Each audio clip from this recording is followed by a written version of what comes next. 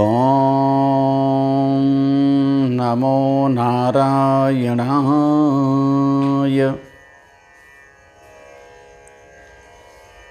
मङ्गलं भगवान् विष्णुः मङ्गलं गरुडध्वजः मङ्गलं पुण्डरीकाक्षः मङ्गलाय तनुः हरिः। जय श्रीमन्नारायण, जय श्री कृष्ण। आप सभी प्रभु प्रेमियों के प्रसन्नता के लिए इस पवित्र दामोदर मास में केवल और केवल भगवान के अहेतुकी कृपा के निमित्त दामोदर मास में भगवान को हम लोगों ने पिछले अंक में कुछ बातों को आत्मसात किया है। इसी क्रम में एक बात आप सबके बीच में मैं आज बहुत महत्वपूर्ण है जो कहने जा रहा हूँ। अपने आप को हम कैसे पहचानें। जीवन में तो न बहुत समय मिलता है, न बहुत अवसर प्राप्त होता है, और न तो कभी कभी बार बार आपको अवसर दिया जाता होगा, क्योंकि शरीर एक जैसा कभी रहता नहीं है।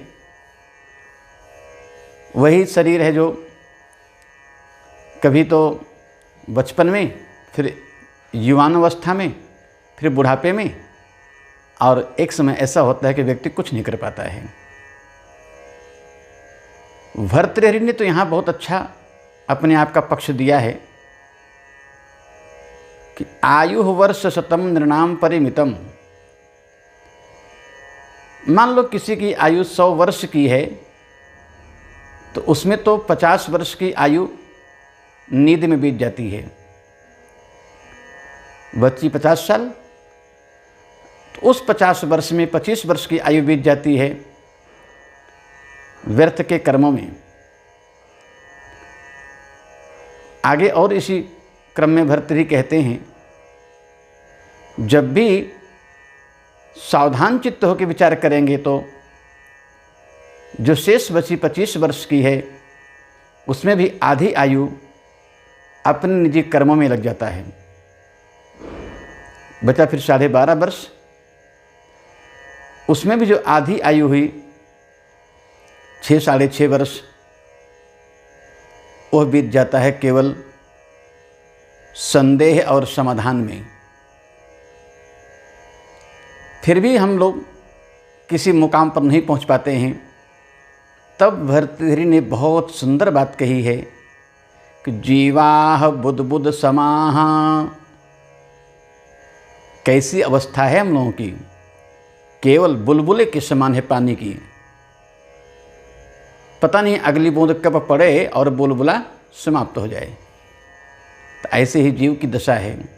तो कम समय में हम अपने शाश्वत स्वरूप को पहचान लें, अपने अस्तित्व को जान लें। मैं कौन हूँ, यह बात समझ में आ जाए तो समझिए सब कुछ मिल गया। भगवान दामोदर जब मैया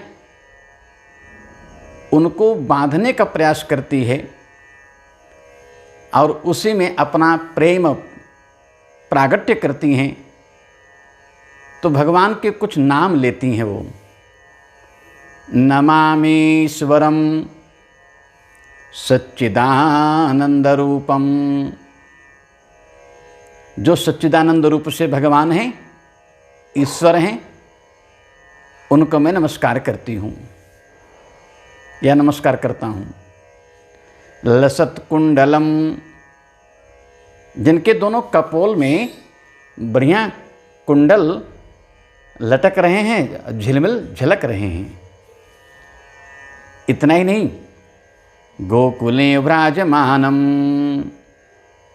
जो भगवान श्री गोकुल में बहुत सुशोभित हैं, शोभायमान हैं तो भगवान जगन नियंता हैं। वही भगवान जब दही की मटकी फोड़ते हैं तो उनको अपनी माँ का डर लगता है, कहीं माँ मारे ना। यशोदाभियोलूखलाद्धावमानम। मैया यशोदा के डर से जो यहाँ वहाँ भागते हैं और मैया उनको बांधना चाहती है, पकड़ना चाहती है।